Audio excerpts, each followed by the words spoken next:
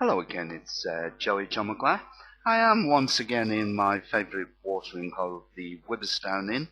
That's a Wetherspoons pub, and it's in Wimbledon. That's in South London, United Kingdom. I'm about to recite my latest poem, which I wrote in the early hours of this morning. But before I do, I'd just like to thank the hacker who hacked into my website yesterday. I was in Denmark Hill. I have no idea where he was, but he hacked into my website and totally disrupted my website and my day. And I just hope that he feels very, very pleased with himself.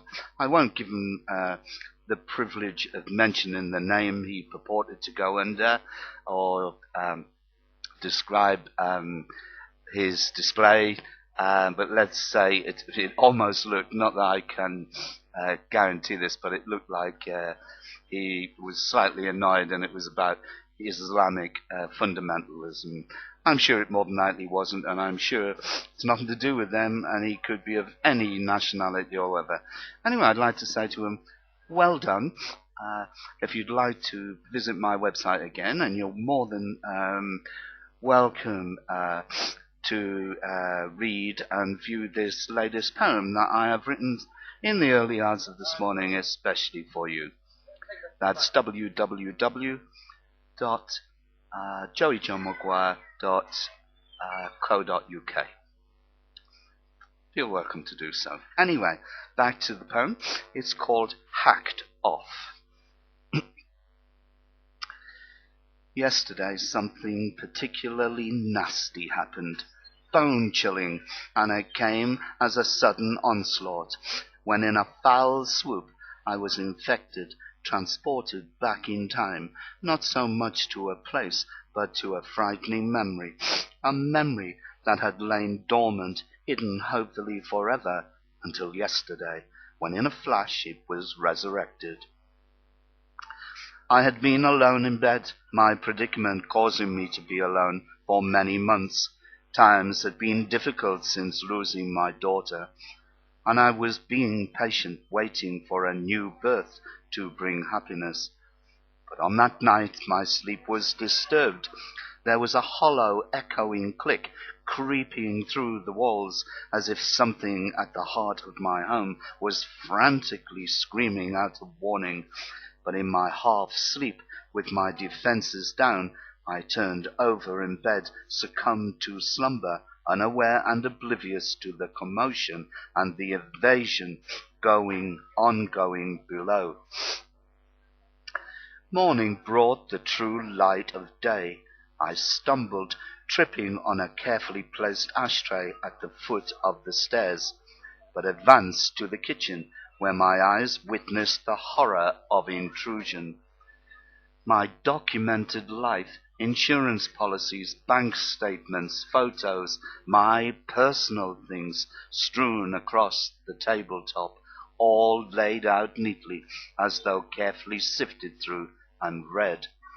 I panicked through the hallway, noticing the telephone and coin box were missing.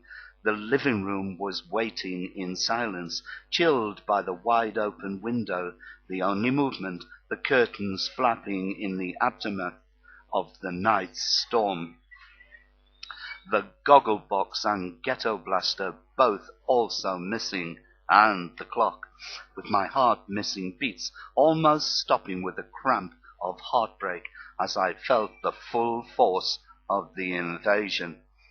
I was gripped swiftly by the realization that my life could never be the same again. I had been burgled, my possessions stolen, but even more worrying, my privacy laid bare by a low-life thief who had sought to profit from my predicament, who showed disregard for my naive trust, taking full advantage of my vulnerable exposure.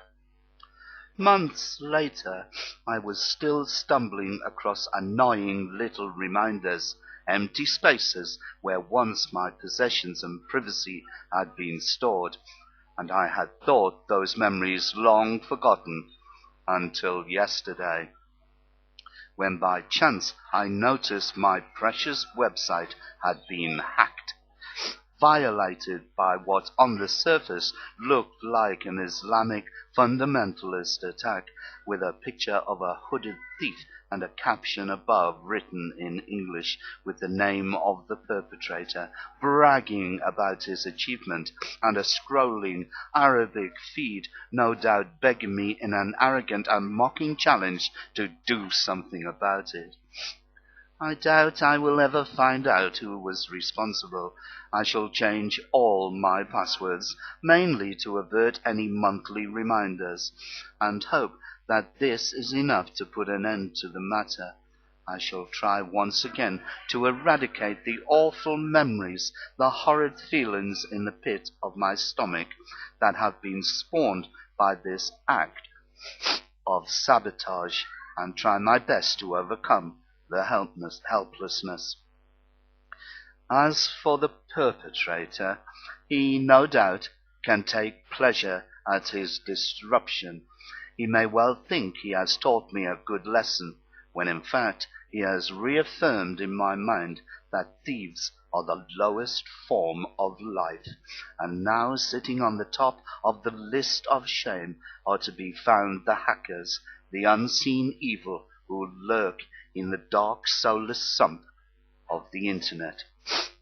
I do hope my hacker friend actually reads that, and obviously I've informed the police and my website host. So anyway, there you go. Hacked off.